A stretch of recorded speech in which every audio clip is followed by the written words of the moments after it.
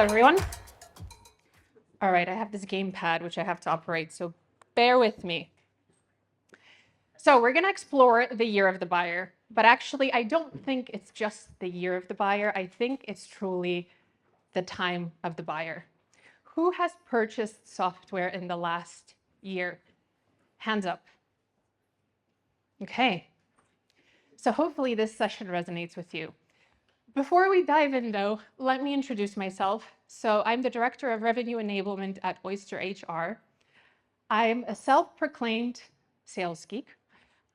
I'm passionate about empowering sales teams, and I'm also a mom to 2 children, Teddy, who's 8, going on 18, and Stella, which you can see in the picture, who loves to eat muffins that are twice the size of her head for breakfast.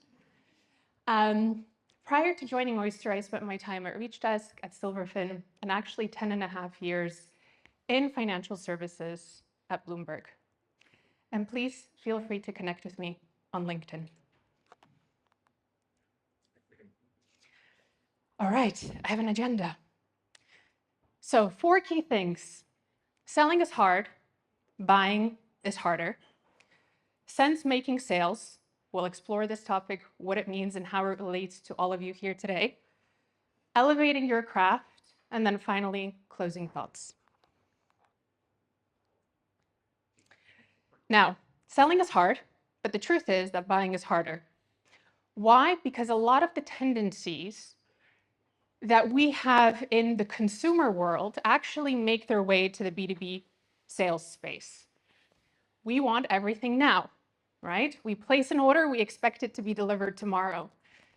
We order food, we want it to come within half an hour, and if it doesn't come within half an hour, we're a little bit angry. If we don't like something, what do? We return it, right? And we want our money back within 5 days.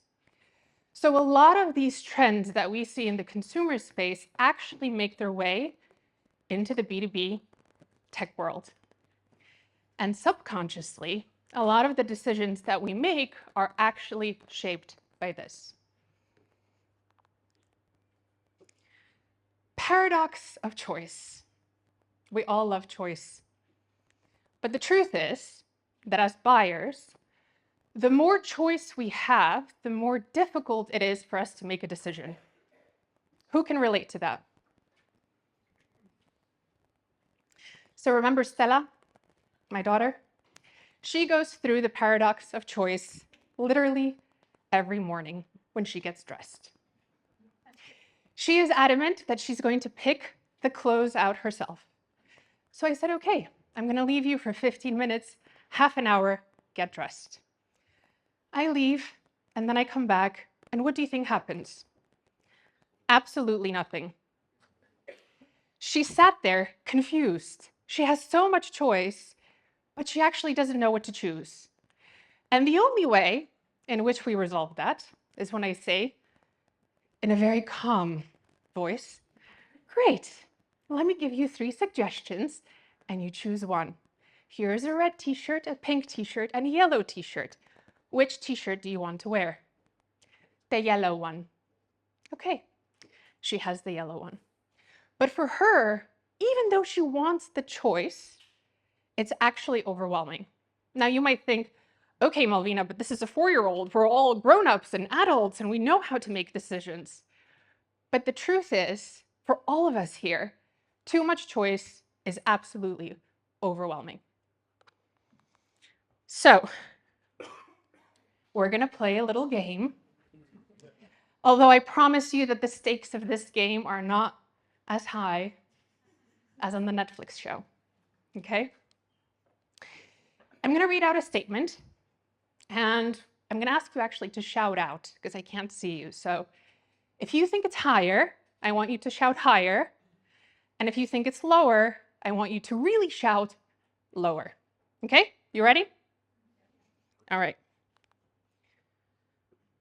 50% of a buyer's journey is spent without you. Higher or lower? 95%. You were all right. 6 average stakeholders in a decision? You guys are really good at this game. 14, okay? 14 stakeholders in an average deal. And that number actually goes up to 20 stakeholders in an enterprise deal. So when we have an enterprise deal and there's 20 stakeholders, how many different routes of communication are there? There's going to be a prize for whoever guesses this. 200. Close. I checked with ChatGPT just before I came on here. 190. Okay, 190 different ways in which these individuals communicate. Now, if you think about the fact that only 5% of a buyer's time is spent with you, and there's on average 14 different stakeholders, or 20 in an enterprise sales deal, that's a bit scary, right? 50% say the experience is as important as the product. Higher or lower? 84. 30% agree purchases have become too complex. Higher or lower? Okay, you guys all got the trend. 77. Okay, so 77% of individuals believe that the entire buying process is way too complex. This is a scary one. 50% of B2B buyers want a seller-free experience. Higher or lower? Higher or lower? Okay. 33%, but actually don't get very excited about this one, because the percentage is actually close to 40% when we look at millennials. And the expectation is by the end of 2025, all of our purchases are going to be done purely through digital channels. So even if you think about 33% and 40% amongst millennials that want a seller-free experience, they don't even want to engage with a seller, that is quite scary.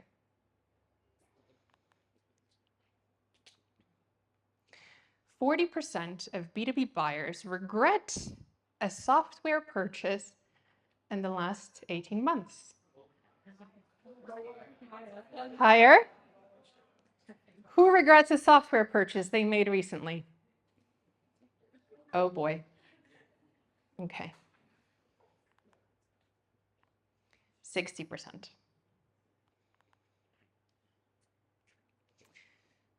This is a great quote from Brent Adamson. He works at Gartner. As hard as it has become to sell in today's world, it has become that much more difficult to buy. The single biggest challenge of selling today is not selling. It is actually our customers' struggle to buy. Let's face it, no one has buying software in their job description. Yet we have to buy software. Are we equipped and are we really set up for success? The stats that you've just seen, they're quite scary. Decisions are a lot more complex. There's a lot more stakeholders involved, 20, 190 different communication lines. It's hard. Buying software today is truly hard. Not the selling aspect, it's the buying. Our expectations also as buyers, especially if you look at how we engage in the consumer world, are really translating into this B2B SaaS space. So what this forces us to do is really have a new understanding of the B2B buying process. And here are some truths. Sellers have little opportunity to influence customer decisions.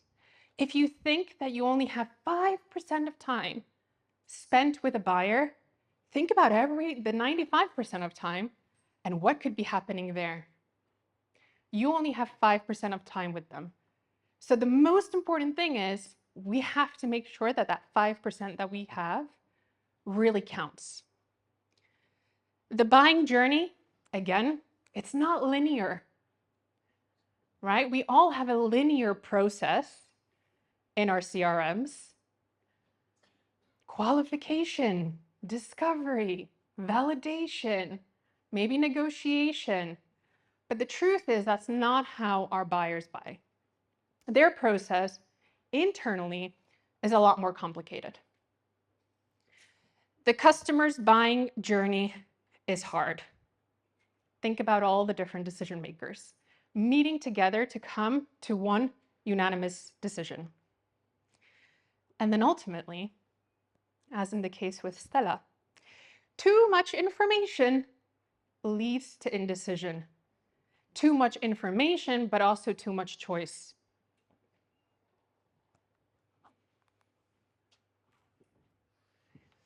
So I want to introduce this concept of sense-making sales. And I'm in revenue enablement, so ultimately my main goal is to make every single seller in the organization an A player.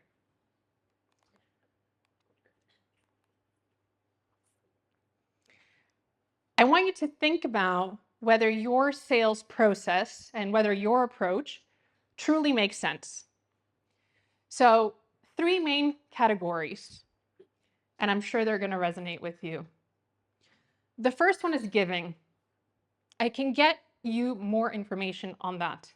We're giving more information, right? Your prospect has a question, you offer to send them a follow-up email and attach that attachment or that PDF. You're just giving them information. This is actually very common in an organization where you're hiring brand new AEs and brand new sellers that maybe aren't yet feeling too comfortable. So in a certain sense, the prospect is sharing the challenges and they're hearing it and they're saying, I'll get you more information on that. What's the biggest risk in that? Too much information. Am I going to consume it? Am I going to read it? Am I going to make sense of it? Am I? It's all a little bit of a big unknown. The second category is telling. So let me tell you what you need to know. This is a very dangerous one.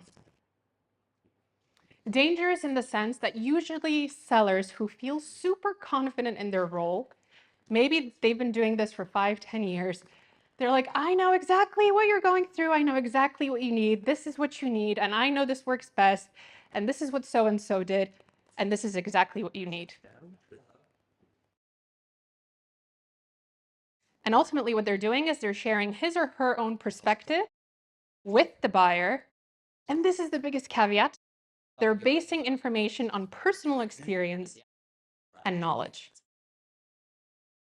And then there is this third category, which is the one that we all strive to get to, and that is sense-making sales. And ultimately here, what we're saying is, I know that there's a lot of information out there, but let me help you make sense of it all. Okay? You're not telling the prospect what to do, but you're helping them understand the information that's coming their way. You're guiding customers to evidence, and this is the key, which I think oftentimes in sales we actually overcomplicate. We prioritize simplicity. It's not about the detail. It's about keeping things as simple as possible. And I think we've all been in situations where we've overcomplicated things, right? We've explained things in a way because it makes us sound really smart. It makes us sound like we know what we're talking about, but ultimately the buyer feels confused. So we really have to prioritize that simplicity and make things as easy to understand as possible. And that is what sense-making sales is all about. And if you have a sales team within your organization, ask yourself the question, are they giving? Are they telling? Or are they helping the prospect truly make sense of the information that lies in front of them? I'm going to do a quick poll. Who thinks their sellers are giving information? Be honest, it's just us in the room. Who has super experienced sellers that are telling prospects what to do? Okay, and sense-making sales? How many of you truly feel that your sellers are elevated to this level where they're able to help the prospect come to a conclusion? All right, so what are we all doing tomorrow?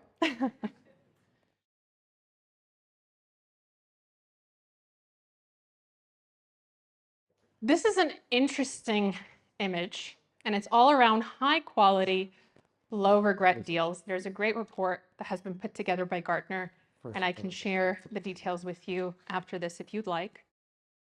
But what you can see here is that the sense-making approach is more likely to win high quality, low regret deals. Out of 10 deals, the number of high quality, low regret deals varies by seller approach. And if you look at the number of deals under sense making, the level of regret, the regret of a purchase, is a lot lower. Why? Because we have analyzed all the information. We know what's available to us, and we've made a decision based on the information that's presented to us. Okay, so your chance of actually successfully summiting Mount Everest is actually closer to 90%. But you can't do it alone. You have to do it with these guys. Someone shout it out, shout out again. Who is this? Sherpa. It's a Sherpa, okay? Sherpas are, it's not a job description. Many people think Sherpa is a job description. They're actually an ethnic minority that live in the Himalayas. Very rarely you will find selfies of Sherpas. They don't really make an appearance in selfies. Why? Because it's not about them. It's about the person who's summiting Mount Everest. That's the hero in the story. They are just there to truly be able to help them navigate that treacherous mountain. Many people say it's almost like being served breakfast and coffee by a world-class athlete in the morning, and then in the afternoon, he's going to save your life.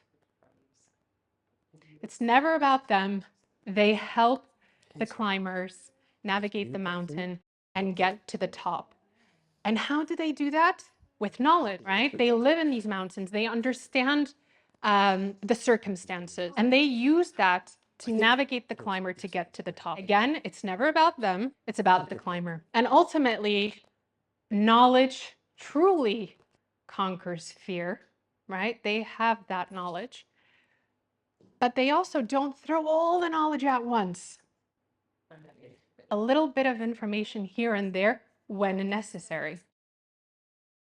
And that is truly the principle that we should be adapting in sales today, to be able to navigate these changes that are happening so that we can truly resonate with the buyer, because the buyer finds it extremely difficult to buy. And ultimately, it's guidance, insights, and support to help navigate complex purchasing decisions. Thank you. Pardon?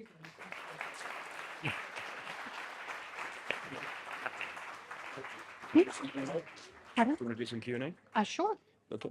Has anybody got any questions they'd like to ask Malvina?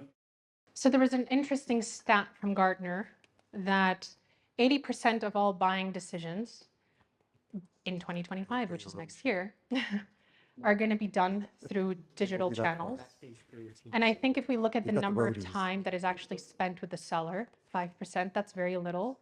So we have to be very mindful of the information that your potential buyer can find on your website, can find on the web, When I think about the role of AI specifically in sales, hey, I don't think AI is going to take my job. But you can ask me that in 5 years. I think AI is more so of a co-pilot. And I think when used properly, it's almost like having a kick-ass assistant. But I think for marketers, especially today, hearing these type of trends, I think should definitely be in the back of their minds when they're coming up with strategies, right? How are we going to attract potential buyers? How are we going to generate more leads? Knowing that less and less time is spent with the actual seller. And in that Gartner study, there's an interesting element around buyers who want that seller-free experience, and they do it without the seller. Those are the buyers that actually always will regret their decision. So it's interesting because even though we see these stats, the role of the seller is super important.